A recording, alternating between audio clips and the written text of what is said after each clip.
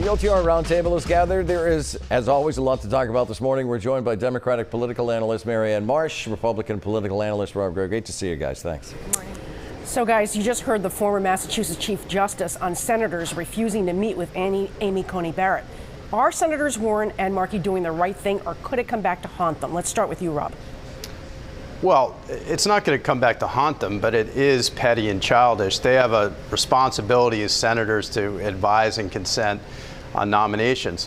What if if Biden wins, Elizabeth Warren is nominated to the cabinet, and Republican senators refuse to meet with her when they had to vote on her nomination?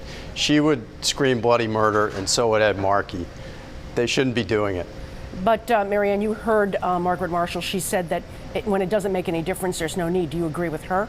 Well, she also said it was hypocritical, the standards that the Republicans applied and then flip-flopped this time. The Democrats have long overdue to treat Republicans the way Republicans treat Democrats. Republicans and Mitch McConnell denied Barack Obama the chance to put Merrick Garland on the Supreme Court for 1 year. And Barack Obama and the Democrats didn't fight back hard enough, and they thought Hillary Clinton was going to be in the White House. Well, how did that work out? So now Donald Trump's on the verge of putting a third justice on the Supreme Court. So we have to fight. We're going to be challenged over the next 23 days, just not on that appointment, but in ways we've never imagined, and we have no choice but to fight back. Item 2, schools. Governor Charlie Baker is being criticized by some mayors who feel that the governor hasn't done enough to help them open schools.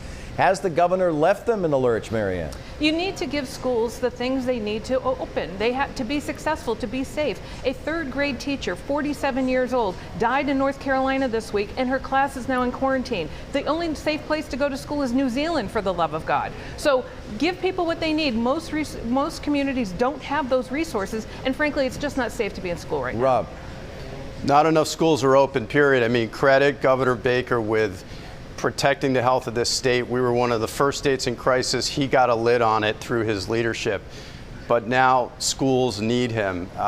They're run many times by volunteers, school committees at the local level.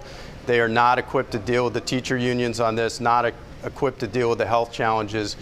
I think we need more leadership from state government in getting these schools open and safe. Staying on the subject of COVID, the number of communities in the red zone nearly doubled this past week. There are now 40 cities and towns with the highest per capita rate of infections. Should the state step in and shutter some of these businesses, or leave it to the mayors and the elected officials, Marianne? The state has to do it, but it's hard to do when you're telling some to open up in some matters and to close in others. The fact is, right now in Massachusetts, every cities and towns from Boston to Nantucket are in the red zone. So that's what we're dealing with here. And you have to exert that kind of pressure to make sure that everyone is safe. And the only way we're safe is if we do all the things we need to do. And right now that is not happening. I feel like the Baker administration's lost their compass after being very strong in the beginning. They are all over the place right now, and we're heading in to the most dangerous months we have faced in this pandemic, and we have 1 year left to go. Rob, do you agree? Well, we see flare-ups in certain states because of a lack of federal leadership. Now in Wisconsin and the Dakotas, certain places have been allowed to pop up. I think the same principle applies here in the state. I think the governor will manage it, will manage those pop-ups here in Massachusetts, take a leadership position and do what needs to be done, not leave it up to local officials. Next. Just quickly, I mean, we've lost 135,000 people have been infected. Over 9,500 people have died. That's like all of Cambridge and, other towns, everyone getting sick, and all of Townsend dying. So don't lose sight of that.